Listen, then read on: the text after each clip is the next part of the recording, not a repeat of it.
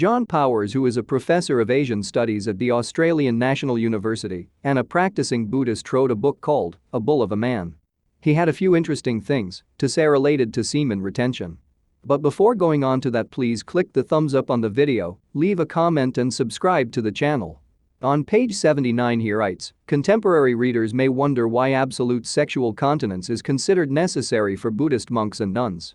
Today's conventional wisdom holds that sexual intercourse is beneficial to physical and mental health if it is done in moderation, but the literature of ascetic movements in India presents a very different assessment. In ancient India, semen was associated with the energy of life, and men who recklessly shed their seed were said to become physically diminished.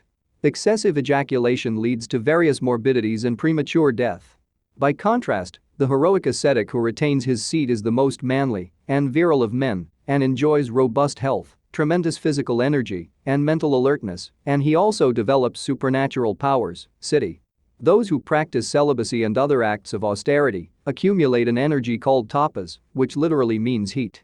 Sages who remain chaste for long periods and who combine this with advanced levels of meditation can even challenge the gods in terms of power and wisdom. Unfortunately, a single ejaculation can undo the accumulated tapas of decades or even centuries, and so men must be constantly vigilant in guarding their senses against the seductive blandishments of women. It is also said that, while Buddha was performing dhyana, meditation, during his night of enlightenment on his path towards awakening, Mara, the lord of the desire realm, attacked him with desire's sluts by sending his 3 daughters to seduce Buddha. However, Buddha was unfazed. The Tibetan Buddhists have a highly advanced practice, Tibetan Tantra, for monks.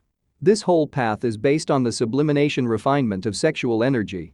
On page 80 he writes, because of its association with life and energy, semen is linked to longevity, and sages who successfully resist the urge to copulate can live for centuries. Thus Karaka cautions men, if due to excessive mental excitement a man indulges in sexual intercourse in excess, his semen will soon diminish and he will become emaciated. He will succumb to various diseases and even death.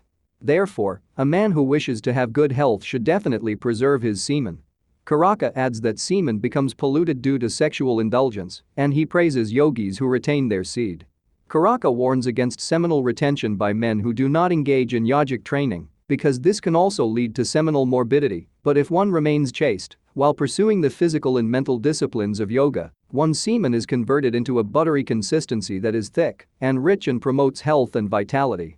On page 81 he writes, one paradox of this process is that a man who refrains from seminal emission becomes more and more attractive to women who use their wiles to seduce him, but as soon as he succumbs he loses all his hard-won energy and descends to the level of other men.